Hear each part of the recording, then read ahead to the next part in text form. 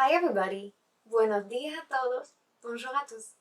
I am Mediana. Today I want to help anybody who has decided to start learning a new language.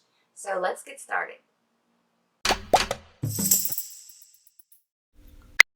So, you finally decided to start learning a new language. Congratulations. Yes, you can congratulate yourself. It's a big step and you've been brave enough to take it. So, where do you start now? The first thing we want to do is to define your objective. Tell me, why do you want to learn this language? Do you need it for your job? For your studies? Is it just for fun? Or maybe it's an old dream of yours? And more importantly, what is the level of language proficiency you're aiming at?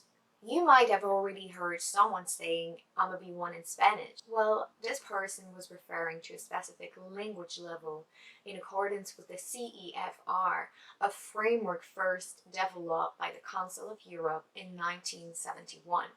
There are 6 levels within the CEFR. A1, beginner. A2, elementary. B1, intermediate. B2, upper intermediate. C1, advanced, and C2, proficiency. That means that you almost sound like a native. Right now, you're a complete beginner, which means your level is A1.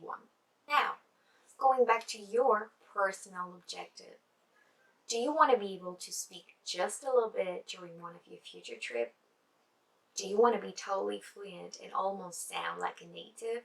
Defining your objective right from the beginning is actually very important because it will guide you through your learning journey and it will allow you to make the right choices. Now that you know the level you want to reach, let's define a time objective, a deadline.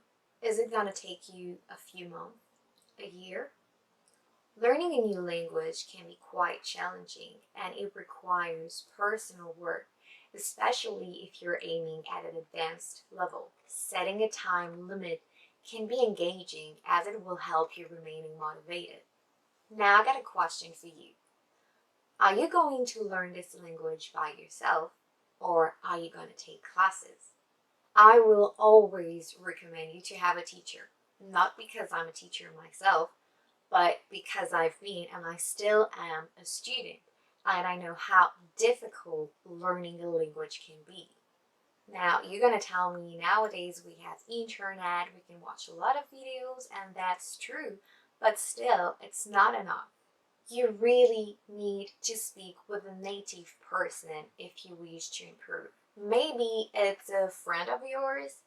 Maybe it's a language partner you're going to find online, or maybe it's a teacher, but you do need a real person to practice with. Which brings another question. How much money are you willing to invest into this learning journey? You need to set a budget. Now, if you want to learn this language for fun, you don't need to spend a lot of money. You can really find cheap ways to learn. But if you really want to fully comprehend and be able to speak properly the language, then you will need to spend more money. And in this case, you need to take your time and think before giving your money away. If you're willing to invest your money into courses, then you have two options. Are you going to take group classes in a language school or are you going to have a private teacher? Now, when it comes to teachers, you better know they're all different. They have their own personality and their own teaching method. The key is to find the right one for you. Now you've clearly defined everything I mentioned before. I still got one question for you. How motivated are you? And more importantly, how much of your free time are you willing to sacrifice for learning? Personal work is extremely important. It is essential. Even if you have a great teacher, you need to work by yourself between classes. If you don't, there will be few to no improvement. You're just going to waste money and time.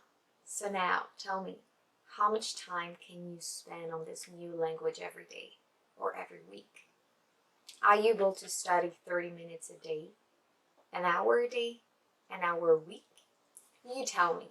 Or even better, write it. Write it down. Create your own schedule. I will personally recommend you to learn every day. Wait. Don't freak out. When I say every day, doesn't mean it has to be difficult, right? What about downloading a learning app? You could then decide to spend like 15 minutes a day on this app. You could also spend another 15 minutes working on a grammar book. What about watching videos in the language on YouTube, on Netflix? What about listening to some podcasts? What about listening to the radio while you're taking a shower or cooking? There are so many ways to learn and to be in touch with this language every single day. And that's what you want to do. These are the different things you want to do before starting this new language. Now, if you're interested in knowing about how to learn efficiently this new language, then I suggest you to watch my next video.